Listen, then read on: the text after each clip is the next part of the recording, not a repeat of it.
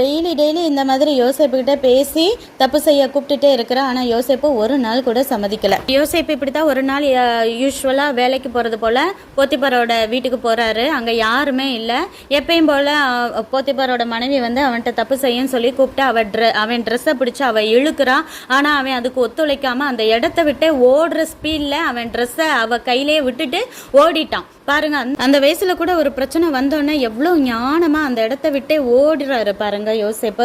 போத்திபாரோட மனைவிக்கு பயங்கர கோவம் வந்துடுது. நம்மளை அவமானப்படுத்துறான், நம்ம சொல்றதுக்கு அவன் இணங்கவே மாட்டேங்கிறான் அப்படின்னு சொல்லி நம்மளை அசிங்கப்படுத்திட்டான் நினைச்சு அவன் என்ன செய்யறான்னா வெளியே இருக்கிற ஆட்கள் எல்லாத்தையும் கத்தி கூப்பாடு போட்டு பாருங்க போத்திபார் வந்து எப்படிப்பட்ட ஒரு அடிமையை போய் விலைக்கு வாங்கிட்டு வந்திருக்காரு. இவன் என்கிட்ட தப்பு பண்ண பாக்குறான், நான் கத்தி கூப்பாடு போட்டோன்னா அவன் ட்ரெஸ்ஸை கூட விட்டுட்டு வெளியே ஓடி போயிட்டான், எவ்வளோ மோசமானவனா இருக்கிறான் பாருங்க இந்த எபிரேயன் அப்படின்னு சொல்லிட்டு அவனை யோசேப்பை வந்து வாய்க்கு வந்தபடி திட்டி கேவலப்படுத்துறா.